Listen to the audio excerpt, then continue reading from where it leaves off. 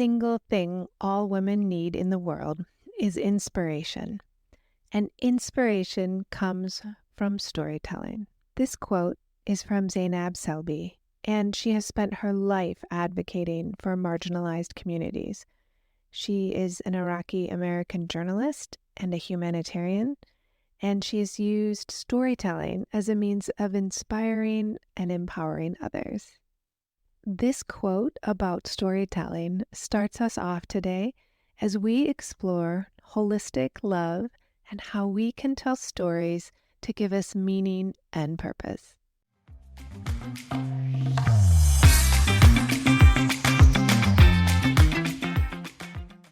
Welcome to the Modern Creative Woman podcast, exploring the art and science of creativity. This is the podcast for women who want to elevate their creativity and start applying creative thinking in their everyday life.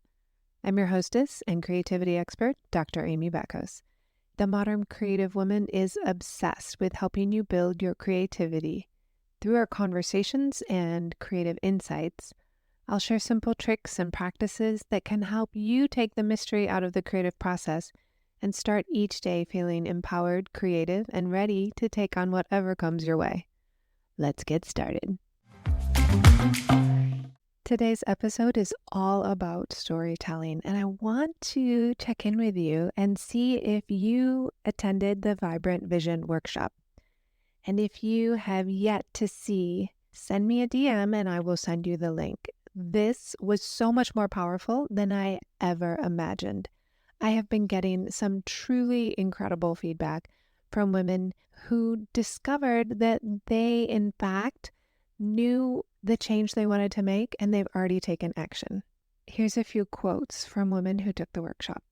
What a productive workshop for all ages and stages of life. The decision I had been mulling over for more than a year was resolved by the end of the 3-step meditation.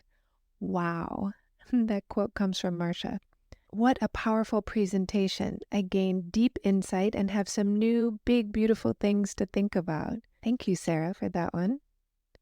Now that the webinar is out in the world, I hope you will take the time to watch it, do some creativity, and see what knowledge and insight you can come up with about your next steps. And if you are ready to take the leap, Aurora from Girl Boss Paris and I are offering a total transformation package in Paris this September. This is not just a trip to Paris. This is 5 days of transformation, and we'll be teaching you 3 incredibly powerful secrets that the French women know and we need to be reminded of on a regular basis about being your most authentic self. It involves paying attention to your style, your environment, your mindset.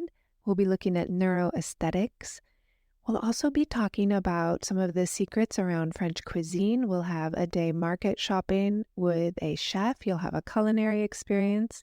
And lest you think it's too late for you or you're too old, we will have some really powerful lectures all around seizing the opportunity at whatever your age. We'll be visiting a very gifted lingerie designer who understands the female body in a way that we all need to know. If this kind of experience appeals to you and you are ready to come back completely transformed from the inside out, your brand, your style, your mindset, and how you view yourself and your next steps in life, then hop on over to the Modern Creative Woman. You can find the link in the show notes. I've got a special discount code for all my Modern Creative Women. SOSI is your discount code. It saves you a big chunk of money. Let's jump into a unique conversation about holistic love. Let me define what I mean for you. It's practicing self-love for every part of yourself. And we've talked here before about radical self-acceptance, and we talk a lot about making sure that we're in the present moment and we're living our purpose. Holistic love means taking care of all the parts of ourselves, your mind, your body, your spirit, And it's by nurturing all the aspects of your life. Brene Brown notes that owning our story and loving ourselves through that process is the bravest thing that we'll ever do. Now, she's a social science researcher and she knows a thing or two about bravery. When you imagine taking holistic care of yourself and really loving all the parts of yourself, it means past, present, future, and even your creative spiritual self. This is not an exact formula. It's unique for every woman. But you might want to reflect on some of these categories as you think about where you need to give yourself some love. It's those areas that ache a little bit, the ones you most want to avoid that will help you grow the most. So it might be in relationships or your career, your creativity. Maybe it's your finances, your physical health, your mindset, your beliefs, some old beliefs about yourself and others and past situations. It might be around your habits, your spirituality, your sensuality, or even your environment. Let's dive into a little bit of brain research. I want to talk about neuroplasticity and neurogeneration, and then we will jump into learning theory, how we learn and how we ultimately begin to add more information to old schemas. And this is really important in being able to tell a new, fresh story about ourselves. As you know, neuroplasticity is our brain's ability to change and adapt with new information coming in and with repetition. Repetitive actions tend to yield connections very quickly between brain cells. They begin to fire repetitively and together. Repetitive thoughts or habits or beliefs become stronger and faster with regard to that particular action or that piece of information. Neuroplasticity is extremely important. It gives us the direct ability to continuously learn over the course of our entire lifetime. And maybe 40 years ago, 50 years ago, researchers were unaware that this was a possibility for us, that we could continue to create new pathways in unique and powerful ways. Now, there's two types of neuroplasticity. One is structural, and structural neuroplasticity is the brain's capacity to change the already existing neural connections. So we have some beliefs, some fundamental understanding, and we can start to add to it, shape it, mold it, and shift. Now, functional neuroplasticity is permanent changes in the neurons because of learning and development. So that means with every lesson, every time you listen to this podcast, you're potentially connecting new neurons and rewiring your brain structure. Now, that also means every time you watch the news, you're also potentially connecting new neurons and rewiring your brain. It means every time you say something negative to yourself or you're around a crowd of people who judge you and are not supportive, it's potentially that moment rewiring your brain structure. I hope this gives you pause to consider what kind of books you're reading, what kind of entertainment you're consuming. Now, the process of neuroplasticity is stronger in children. If you've parented or been around small children, you have a sense that children seem to be like sponges. They absorb everything. They can repeat things quickly back to you, and they learn to copy what we're doing. Now, this process still happens as we age, but like most functions of the human body, it changes as we age. Neurogenesis, on the other hand, is the creation of new neurons or new brain cells. And again, old research used to believe that this wasn't really happening much after birth, or it declined very quickly after birth. But we understand that neurogenesis does not cease after a certain age. Now, this is especially important when there are instances of injury or illness. And I worked at the VA in the polytrauma clinic, and the neuropsychologists and the neurologists were really focusing on helping people who had a traumatic brain injury with neurogenesis. And that was a real focus for the first 2 years after an injury.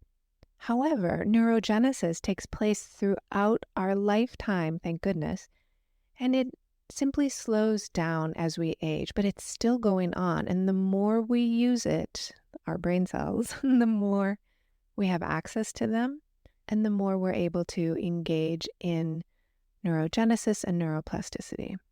It is not too late to grow your brain, to engage in your life in a way that feels meaningful and purposeful. So just to sum this up, neuroplasticity refers to your brain's ability to reorganize itself by creating new connections. Neurogenesis is generating new neurons. What I've seen over and over in the neuropsychological research, as well as in clinical practice, is that change happens when we have something new to learn.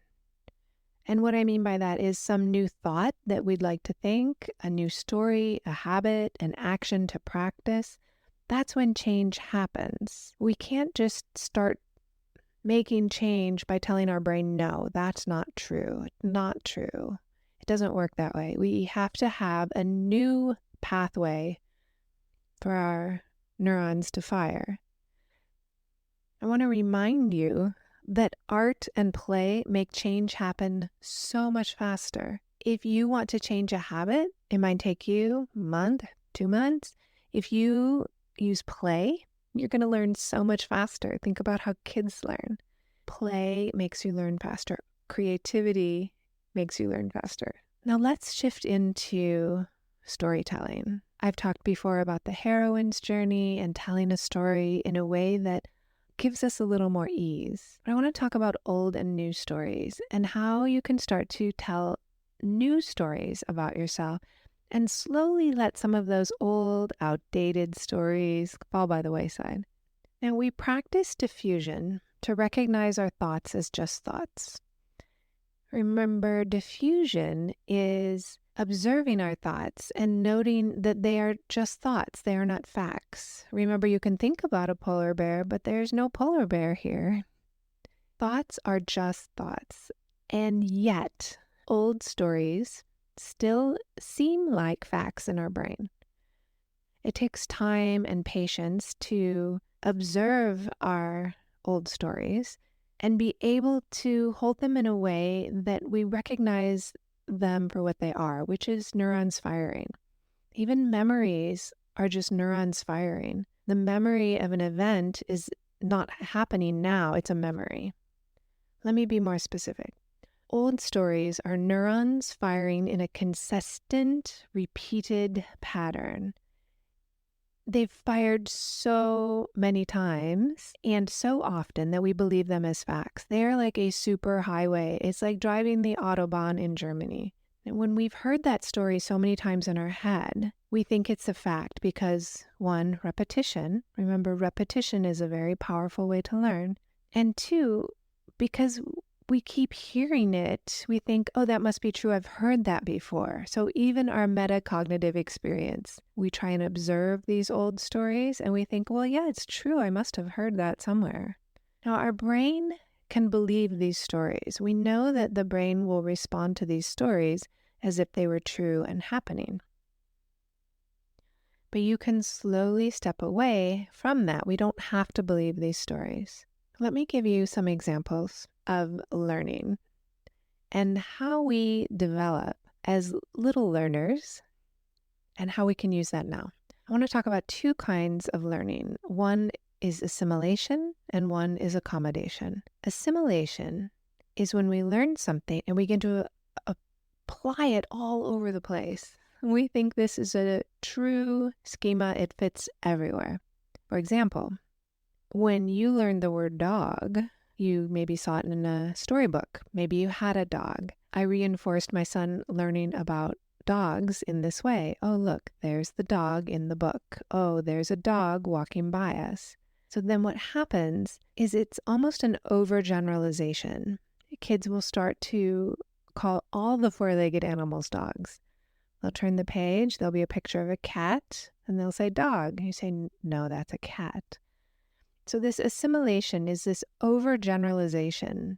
One thing seems to be true, so I'm going to apply it everywhere. That sounds an awful lot like what we do when we have a view of the world that does not serve us. What we see through our view and our schema tends to be what we look for, tends to be what we find. Now, accommodation is the process of getting more specific and eliminating that overgeneralized learning. So when my son called a cat a dog, I said, no, that's not a dog, that's a cat. And then we'd see in the book, oh, here's the dog, here's the cat. And so the schema for dog gets modified and it becomes restricted to only certain kinds of animals, the dogs, the canines. And then there's a new schema for cats. You see how the young child's mind begins to expand their knowledge from this one data point of dog to understanding that all the different animals have different names. How could you practice accommodation? Well, if you're like me, you probably still have negative stories in your head and some that you still believe strongly. We're always unpacking these stories. We tend to believe them until we become aware of them, that they are a story and not a fact. So you can start to use this idea of accommodation.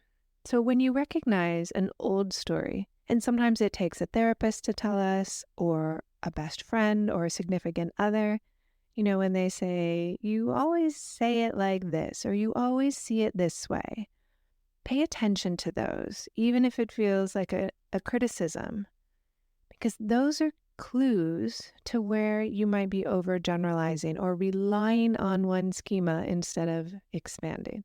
So when you embody yourself as this kind, inner best friend, you can say gently to yourself, no, that's not a fact, that's an old story. You can even go a step further and say, no, that's not a fact, that's just a thought. And when you do that, the schema for the old story becomes open to some modification. Remember, your brain needs a new story to begin making a new neural pathway. And we can't just tell our brain that old story is not true and expect it to go away. It's still the Autobahn superfast highway in our brain. We can't just say, nope. We have to have a new destination. We need an exit ramp, essentially, so that we can start directing our thoughts in new directions. And at first, that exit ramp might feel like a bumpy dirt road. Over time, we come take care of it a little bit more and we pave it. And then we come back later and put the painted lines there. And later we put up guardrails. And pretty soon it's a very nice exit ramp. We don't have to drive down this path. We can take a new brain route. We have to give our brain direction. So in addition to the direction that we want it to go, we point it towards what we want instead of letting it run towards what we don't want. It also needs a lot of repetition. I have Post-it notes in my planner next to my desk of thoughts that I'm working on that stretch me. It really does require repetition. And it reminds me of taking a yoga class. Take yoga enough, you're stretching. Feels like stretching. Feels like stretching for a really long time. And then one day it feels like you're doing yoga and you really ease into it. And I think that fits very well what happens in our brain. We're just stretching. It feels uncomfortable. And one day we have a new thought and we realize that has become our new automatic thought. When I think about holistic love, I'm reminded how it all happens in the moment.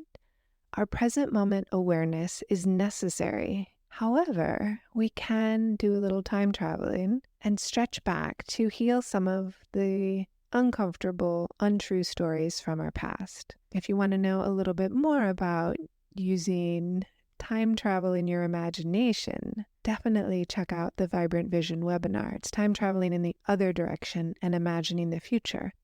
But with holistic love, you can apply it to the past hurts as well. Let me give you some examples. You may have said something to yourself negative about your intelligence, your body, your ability to relate to others, and then that thought stuck. Your mind was searching for some kind of interpretation or a way to make sense of what was happening in the moment, and the terrible thought stuck in our head. And it will linger over time, get stronger and stronger, and become automatic. And we'll start to believe it so much so that we think it's a fact. We've all made financial mistakes, and it doesn't mean we're bad at finances. I made a mistake when I was in college, and I had felt like I'd really prepared for navigating my own finances. My dad helped me understand all the details of managing my checking account, all my banking. I made a mistake and I bounced a check, and I felt so judgmental of myself. Felt like such a big mistake. I was very unkind in my brain, and I thought, oh my gosh, I can't manage finances. And that thought stuck for a really long time. And every now and again, it pops up when I'm dealing with something financial. And I can now say, oh, that's an old thought, and that's not true. I've piles of evidence. And I've worked on that thought over and over again. I have little bumpers. I've got this guardrail around. I know how to exit when that thought pops up. So when we're imagining these new stories, remember, we can't just stop that old story. It doesn't just go away necessarily. It becomes less loud. It becomes perhaps less frequent. And we become less reactive to it. Your brain has thousands and thousands of thoughts every day. And there's a few that kind of hook us, bother us, and we react to. All those other ones we're not responding to. And so over time, the more we respond to the new thought, I'm financially savvy, I know what to do with my money, we can replace the old thought almost immediately with the new thought and carry on. Here are my practical tips about telling a new story. First, we have to be totally okay with the old story being untrue, outdated, and flat out wrong. We just have to accept that we don't need to throw more after this old story. You know that saying, let's not throw good money after bad? And it means when we've made some kind of financial investment and we can't get our money back, so instead of admitting, oh, I should stop now and back out of this, we keep trying the same thing over and over again and putting more money in. The same holds true with our stories. We have to be willing to accept that the immediate path away from where we're going is to admit that that story is no longer true. Doesn't mean we're bad or wrong. It means that story is not serving. However you want to phrase it to yourself, that allows you to back away from this story. It's outdated, it's untrue, it's just plain wrong, and I'm okay with having told myself a wrong story. It's okay. Next, we really want to focus on growth mindset, and that involves letting go of perfectionism. Fixed mindset is imagining that there is some perfection, there's a right way, that the most important thing is a grade or getting it right and never failing. We want to avoid that. We want to go into growth mindset where the point is to learn something new, not to do something perfect. The point is to experiment, try new ways of thinking, and withholding judgment. And finally, making contact with the present moment is essential for you to tell a different story. If you're unanchored and you're not anchored in the present moment, and we start thinking about the past, we can really dive in there and feel like we're right back there. What I want you to do is anchor into the present moment. When you think about these new stories, they're happening in the here and now. And when you heal a past hurt, or you become less judgmental about something from the past, you're healing your current self. All your memories are happening in the now. If this kind of work excites you, do join us inside the Modern Creative Woman. Get yourself a coaching package or come to Paris. If you are ready to tell the story and you want to make change that is long-lasting and will impact every aspect of your life through creativity, presence, mindset, and your purpose, find the link in the show notes. Send me a message and I will see you in the next episode. Have a wonderful rest of your week. Now that you know about how to use your creativity, what will you create? Want more? Subscribe to the Modern Creative Woman digital magazine. It's absolutely free and it comes out once a month. And I know you can get a lot out of the podcast and the digital magazine. Yet when you're ready to take it to the next level, I want you to know you have options inside the membership. And if you're interested in a private consultation, please feel free to book a call with me. Even if you just have some questions, go ahead and book a call. My contact is in the show notes, and you can always message me on Instagram. Do come find me and the Modern Creative Woman on Instagram, Facebook, and Pinterest at Dr. Amy Bacos. If you like what you're hearing on the Modern Creative Woman podcast, I want to give you the scoop on how you can support the podcast. You can be an ambassador and share the podcast link with 3 of your friends. You can be a community supporter by leaving a 5-star review if you think it's worth the 5 stars. And you can become a gold star supporter for as little as $3 a month. All those links are in the show notes. Remember to grab your free copy of the 21-Day Gratitude Challenge. The link is in the show notes, and you can find it at moderncreativewoman.com. Have a wonderful week, and I cannot wait to talk with you in the next episode.